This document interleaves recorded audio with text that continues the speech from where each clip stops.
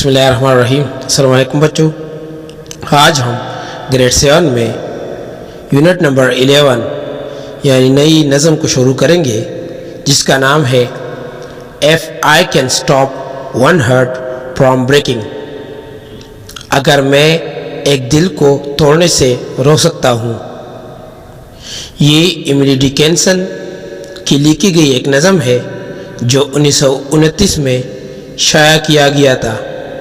اس نظم کا بنیادی مقصد دوسری لوگوں کے تکلیف کو سمجھنا اور ان کی تکلیف کو دور کرنا، یعنی دوسروں کے تکلیف دور کرنے سے ہم آرام اور سکون کی زندگی گزار سکتے ہیں۔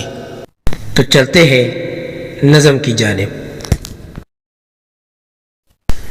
If I can stop one heart from breaking، اگر میں ایک دل کو توڑنے سے روک سکتا ہوں۔ I shall not live in vain، میں رائے گاہ نہیں رہوں گا، یعنی میری محنت ضائع نہیں ہوگی۔ If I can ease one life the aching، اگر میں ایک زندگی کو مشکل سے دوچار کر سکتا ہوں، یعنی کسی کی تکلیف کو آرام پہنچا سکتا ہوں۔ or cool one pain، یا ایک درد کو ٹھنڈا کر سکتا ہوں۔ or help one fainting robin، یا ایک اداس یعنی خوفزدہ روبن کی مدد کروں۔ unto his nest again، ان کے گھونسلے تک پھر۔ I shall not live in vain، میں بیکار نہیں رہوں گا، یعنی تب ہی مجھے سکون ملے گا۔ بسم اللہ الرحمن الرحیم۔ السلام علیکم بچوں، جیسا کہ آپ لوگوں کو معلوم ہے کہ ہم نے یونٹ نمبر 11 کو ختم کیا تھا۔ اب ہم اس کی ایکسرسائز کریں گے، تو چلتے ہیں ایکسرسائز کی جانب۔ Question number 1، How are robin and nest symbolized in this poem؟ اس نظم میں روبن اور گھونسلہ کیسی علامت ہے؟ Answer، The robin and nest are symbolized sorrow and happiness۔ Robin دکھ اور گھونسلہ خوشی کی علامت ہے۔ Question number 2، According to the poetess، what can be the causes of one's sorrows؟ شاعرہ کے مطابق کسی کے دکھ کی کیا وجوہات ہو سکتے ہیں؟ Answer، According to the poetess، breaking of someone's heart can be the causes of one's sorrow۔ شاعرہ کے مطابق کسی کا دل توڑنا دوسروں کی دکھ کا سبب بن سکتا ہے۔ Question number 3، In which ways can we lessen one's sorrows؟ کن طریقوں سے ہم کسی کی دکھ کو کم کر سکتے ہیں؟ Answer، We can lessen someone's sorrows by helping him۔ کسی کی دکھ کو ہم مدد کرنے کی وجہ سے کم کر سکتے ہیں، یعنی ان کی مدد کر کے۔ Question number 4، What is the main idea of this poem؟ اس نظم کا مرکزی خیال کیا ہے؟ Answer، The main idea of the poem is sharing others' burdens that can give us calmness and peace۔ اس نظم کا مرکزی خیال دوسروں کے بوجھ کو بانٹنا جو ہمیں سکون اور امن دے سکتا ہے۔ یعنی دوسروں کے دکھ بانٹنے سے ہم امن اور سکون کی زندگی پا سکتے ہیں۔ Question number 5. Search the internet and write a paragraph about Emily Dickinson's poetry. Emily Dickinson کی شاعری کے بارے میں انٹرنیٹ تلاش کریں اور ایک پیراگراف لکھیے۔ Answer. Dickinson's poetry has a rare quality of truthful reflection. Dickinson کی شاعری نادر معیار کے سچ کی عکس ہے۔ Her words boom the images around her. اس کے الفاظ اس کی آس پاس کی تصاویر کو عروج پر دیتی ہے۔ Like the rest of her poems. اس کی باقی نظموں کی طرح this poem also does not have a name and is scarred by the first line of the poem. یہ نظم بھی ایک بے نام نظم ہے جو اس کے پہلے لائن کے ذریعے پکارا جاتا ہے۔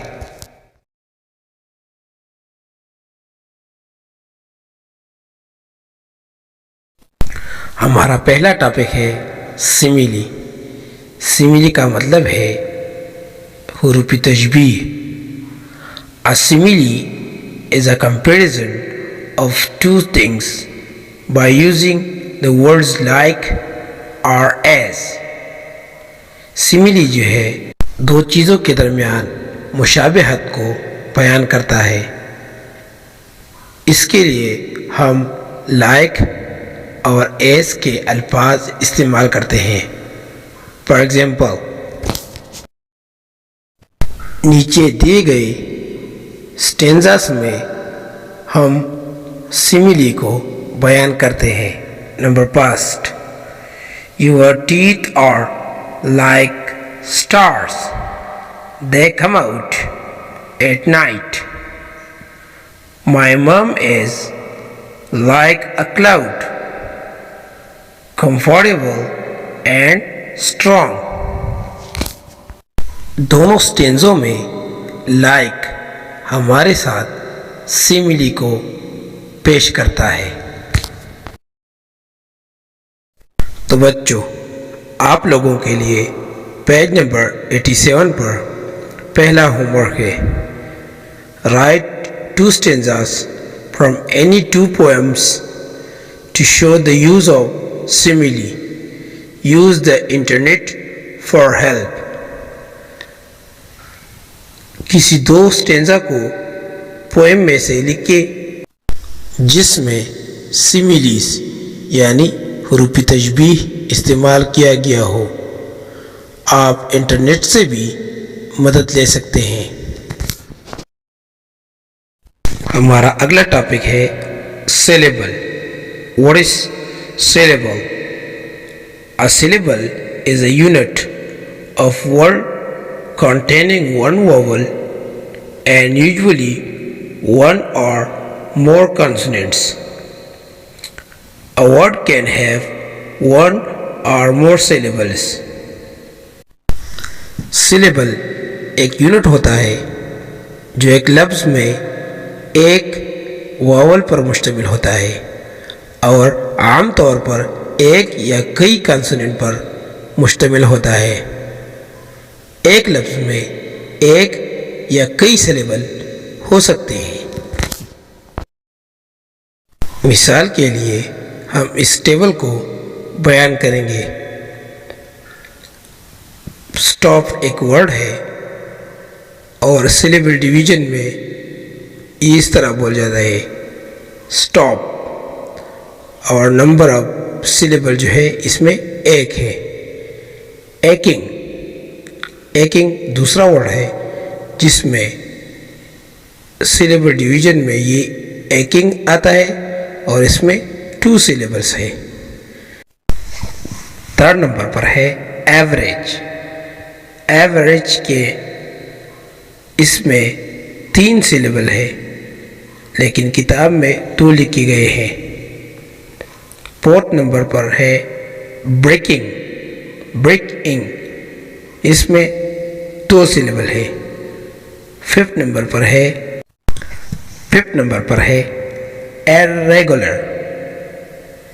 irregular میں 4 سلیبل ہے۔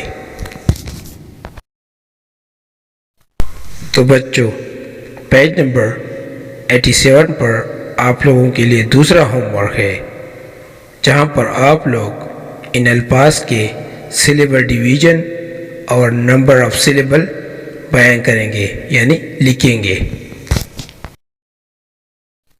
اور اس کے بعد پیج نمبر 88 پر آپ لوگوں کے لیے تیسرا ہوم ورک ہے، جہاں پر آپ لوگ ان الفاظ کے اردو معنی لکھو گے۔ ہمارا اگلا ٹاپک ہے پریزل ورب۔ What is phrasal verb? A phrasal verb consists of a verb with a preposition or adverb or both. phrasal verb ایک فعل یعنی ورب کے ساتھ مشتمل ہوتا ہے جو پریپوزیشن کے ساتھ آتا ہے، یا ایڈورب کے ساتھ آتا ہے، یا دونوں کے ساتھ آتا ہے۔ The meaning of a phrasal verb is different from the meanings of its separate parts.